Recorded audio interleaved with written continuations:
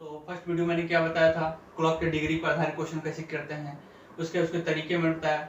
फिर उसके बाद हमने ऑप्शन के जरिए तरीके बताया। फिर उसके बाद सेकंड वीडियो में आपने देखा होगा कि रेशियो के मेथड से मैंने कैसे बताया। तो आप थर्ड वीडियो में आपको क्या रहेगा, डिग्री पर आधारित क्वेश्चन।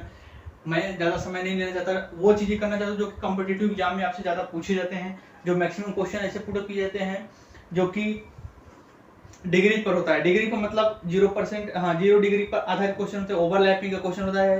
तो इसमें सबसे पहले कुछ बातें नोट करना पड़ेगा। नोट करने के लिए पहले आपको जाना पड़ेगा प्रत्येक घंटे में सिर्फ 0 डिग्री कोड एक बार बनता है, 12 घंटे में 11 बार और 24 घंटे में 22 बार।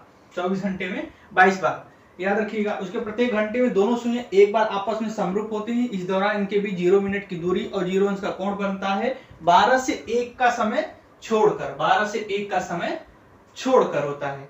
तो ठीक है, अब हम लोग चलते हैं सीधा, पहले कुछ पॉइंट नोट करते हैं कि कुछ पॉइंट नोट करते हैं। इसको अभी भूल जाइएगा, ये क्या चीज मैं बताऊंगा, बहुत जबरदस्त तरीका है ये। पहले ये देखते हैं ओवरलैपिंग यानी समरूप वाले पर। समरूप वाले पर क्लॉक का है तीसरा पार्ट है, याद रखिएगा। अगर वीडियो अच्छा लगे तो लाइक शेयर एंड सब्सक्राइब करिएगा। समरूप, समरूप का मतलब होता है ओवरलैपिंग।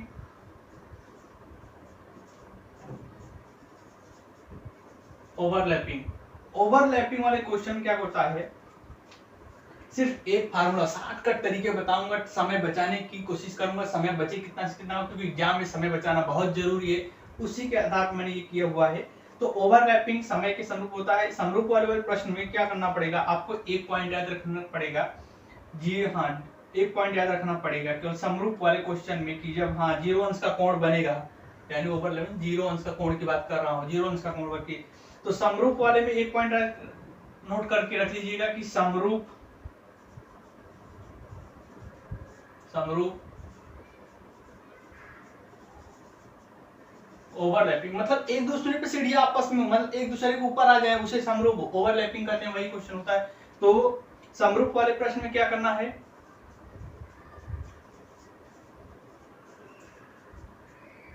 समरूप वाले प्रश्न में 60/11x, ये पॉइंट याद रखिएगा। 60/11x, एक 60/11x होता है। इस पॉइंट को याद रखिए, ये फार्मूला, ये ट्रिक है, ऐसा ये ट्रिक लिखा हूं मैं, इसके अंदर मुझे 60/11 कैसे आया, क्या आएगा, वो चीजें मैं नहीं बताना चाहता। तो आप समझो सिर्फ समरूप ओवरलैपिंग वाले प्रश्न में 60/11x, जहां पर x प्रश्न का पूछे गए समय की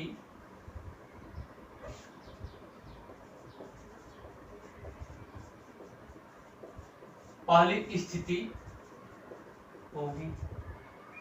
ठीक है, याद रखिए, नोट कर लीजिएगा। डिग्री वाले क्वेश्चन है समरूप ओवरलैपिंग वाले, पर ये मैं इसलिए बता रहा हूँ, ये तरीका मैं भी बताऊंगा, ये क्या है चीज, ये अलग है, ये बहुत वेरी वेरी इंपॉर्टेंट है, ये चीज अलग है, मैं भी समझाऊंगा, पहले आपको समझिए। क्वेश्चन में अगर टाइम बचाना बहुत जरूरी, इसके लिए हमने समरूप ओवरलैपिंग वाले क्वेश्चन लिखे हैं। समरूप ओवरलैपिंग वाले प्रश्न में 60/11x ये फार्मूला है, शॉर्ट का ट्रिक है। क्वेश्चन में क्या पूछेगा आपसे, क्वेश्चन में ये पूछेगा 3 से 4 बजे के बीच, क्वेश्चन में लिख रहा हूं, नोट कर लीजिएगा इसको, 3 से 4 बजे के बीच कब दोनों सुइयां आपस में मिलेंगी, कब दोनों सुइयां आपस में मिलेंगी या 0 अंश का कोण बनेगा। ये एग्जाम बहुत क्वेश्चन पूछता है, ओवरलैपिंग का क्वेश्चन है, ये एग्जाम बहुत बार पूछा जाता है। तो इसके लिए आपको क्या करना है, कुछ नहीं करना है। प्रश्न की पहली स्थिति मैंने बोला क्या है कि ओवरलैपिंग वाले प्रश्न में 60/11x लेना है, जहां पर x प्रश्न में पूछे गए समय की पहली स्थिति है। पहली स्थिति है, समय की पहली स्थिति क्या लिखा है, 3 से 4 के बीच पूछा है। पहली स्थिति क्या हो जाएगा, 3 हो जाएगा, कुछ नहीं करना है। 3 × 60, x मतलब 60, 60/11 कर देना है। तो क्या हो जाएगा आपका 180, 36 × 180 बराबर कितना हो, 16 सही 4/11 11, 16 सही 4/11, तो आंसर क्या हो जाएगा 3 संबंधित 16 सही 4/11 मिनट पे, ये आपका आंसर हो जाएगा। आया समझ में? एग्जाम में यदि ओवरलैपिंग का क्वेश्चन रहेगा तो एक ही फार्मूला याद करना है 60/11 x। हम गहराई में नहीं जाना चाहते हैं कि क्यों कैसे क्या हो रहा है, सब नहीं बात, हमको टाइम बचाना है, इसलिए हम ऐसा बता रहे हैं। तो प्रश्न की पहली से 3/60/11 180/11 16 से 4/11 3 से 16 से 4/11 होगा। किसी भी क्वेश्चन में यदि आपके पास ऑप्शन है, एक पॉइंट और नोट करके रखिएगा, आपके पास ऑप्शन है और ऑप्शन में किसी में भी अगर इस पॉइंट पहले वाले पॉइंट दूसरे पॉइंट को ऐड करने पर अगर 10 आ जाता है तो भी आंसर होगा। लेकिन याद रखिएगा दोनों विभिन्न होना चाहिए। 9 और बाद में यहाँ पे 2 रहे 11 रहे तो 9 2 11 हो रहा है, ये नहीं होगा। याद रखिएगा कहीं भी क्वेश्चन में कर दिया जाएगा आपको कि 17 सही 2/11 अगर आंसर है तो 7 और 2 9 हो गए, तो ये नहीं होगा। याद रखिएगा ये सब पॉइंट ऐसे पॉइंट है, तो आपका ये आंसर हो जाएगा 16 सही 4/11। सेकेंड तरीका भी है फार्मूला के जरिए। फार्मूला से हम कैसे करेंगे वो भी हम दिखा देते हैं, आपको बता देते हैं। फार्मूला क्या करता है, फार्मूला इसको मिटा देते हैं। क्वेश्चन याद रखिएगा बस, समरूप वाले 60/11 का ओवरलैपिंग क्वेश्चन का कैसे होगा, ठीक है। तो फार्मूला क्या कहता है, अगर फार्मूला की हम बात करें, उन्हें बताया था कि मान लीजिए 3 से 4 की बात करा तो x हम मान लेते, क्योंकि 4 ओवल में 15 मिनट का डिफरेंट हो जाएगा, तो हमने 3x इधर मैंने 30 का गुणा कर दिया और इधर मैंने 6 का, ये आपका बताया था डिग्री वाले में क्वेश्चन में। डिग्री वाले क्वेश्चन में इधर कुछ नहीं करना है, इधर 90 अंश का हो जाएगा और इधर आप करोगे तो क्या आ जाएगा आपका, इधर हो जाएगा 6x हो जाएगा। x का आधा मतलब x/2 हमेशा रहेगा, स्थिति हमेशा याद रखिएगा। इधर जोड़ने के लिए जो होता है मैंने वो बताया था वो तरीका, तो कुछ नहीं करना है। यहाँ 90 प्लस x/2 माइनस 6x घटाता था, तो यहाँ से हम कर सकते हैं =0 का। तो अगर हम इसको ऐसे करेंगे तो क्या हो सकता है, 90 हम इधर ले लेते हैं, इसके बाद 6x माइनस x/2 इधर लाएंगे तो क्या हो जाएगा 12x माइनस x/2 यानी 11x/2 हो जाएगा।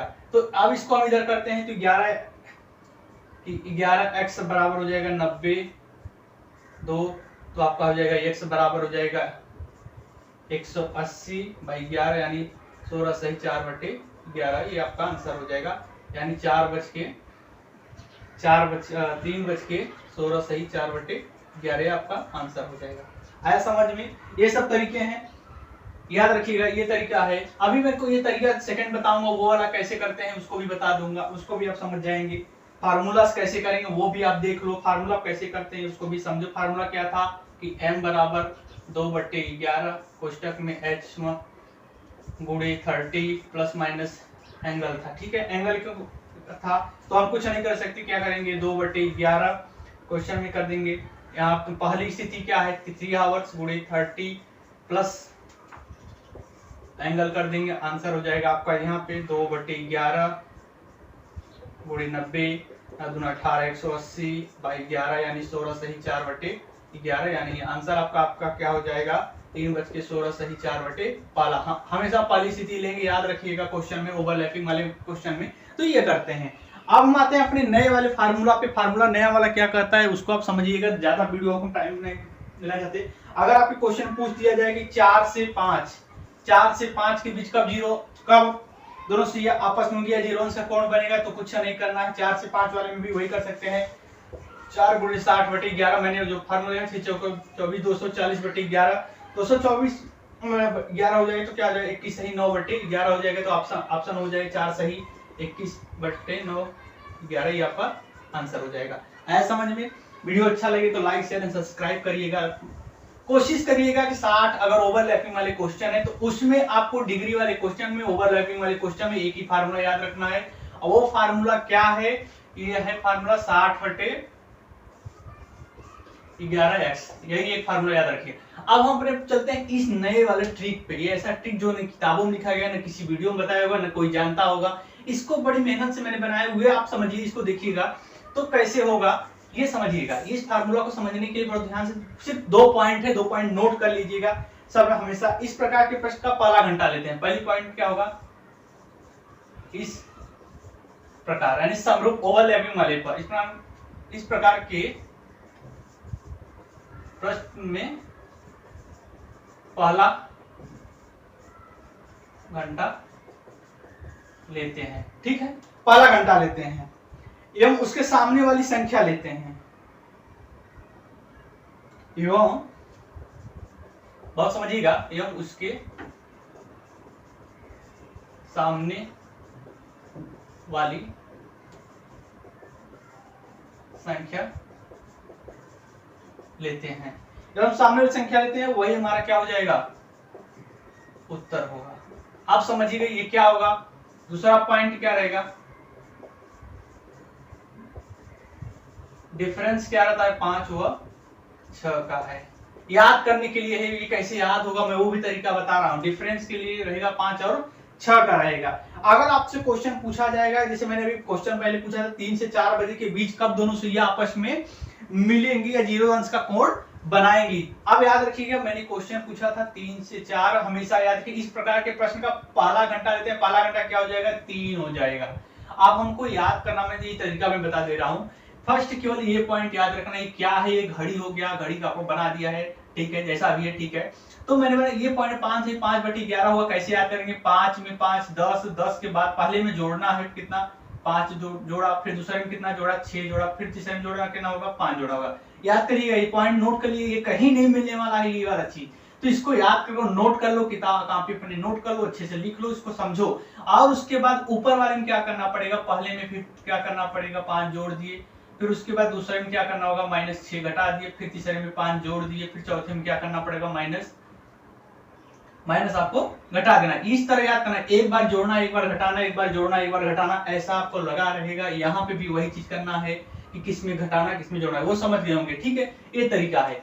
तो अब इसको समझने के हमने बोला कि इस प्रकार के प्रश्न का पहला घंटा लेते हैं। मैंने क्वेश्चन पूछा कि 3 से 4 बजे के बीच कब दोनों सुइयां आपस में मिलेंगी या जीरो अंश का कोण बनाएंगी। पहला स्थिति क्या होगा क्वेश्चन का, पहला ये नंबर 3 है, तो 3 में देख लेते हैं क्या है, 16 सही 4/11 आ गया, 16 सही 4/11, यानी हमारा आंसर हो जाएगा 3 सही 16 सही 4/11 मिनट। अगर हमसे पूछा जाए 4 से 5 बजे के बीच, 4 से 5 बजे के बीच पूछा जाएगा कि कब दोनों सुइयां आपस में मिलेंगी या जीरो डिग्री का कोण बनाएंगी, तो 4 से 5 वाले क्वेश्चन में आप देखोगे क्या है, 4 के सामने कौन सा पहली स्थिति घंटा क्या है, 4 के सामने क्या है, 21 से 9/11, यानी 4 सही 21 सही 9/11 मिनट, ये आपका आंसर हो जाएगा। अगर आपसे पूछ दिया जाए क्वेश्चन में कि 8 से 7 या 8 से 9 की पूछ दिया जाएगा, मान लीजिए 8 से 9 बजे के बीच का दोनों सुइयां आपस में मिलेंगे, जीरो अंश का कोण बनाएगा, तो 8 के सामने वाला पहला क्वेश्चन को मैंने बोला इस प्रकार प्रश्न का पहला स्थिति लेते हैं, पहला घंटा लेते हैं, पहले क्वेश्चन की शुरुआत 8 से है, तो इसलिए आंसर क्या हो जाएगा, 8 सही 43 सही 7/11 मिनट। आ गया समझ में। अगर वीडियो अच्छा लगता है तो लाइक शेयर एंड सब्सक्राइब करें, लोगों को बताएं, आपको जल्द से जल्द चैनल में जुड़े। नेक्स्ट वाले वीडियो में आपको बताऊंगा, ये ओवरलैपिंग क्वेश्चन था, इसको नोट कर लो, अच्छे से याद कर लो, जो भी प्रॉब्लम होगा उसको कमेंट बॉक्स में कमेंट करो, उसके बाद मैं इसका सॉल्यूशन करूंगा, ठीक है।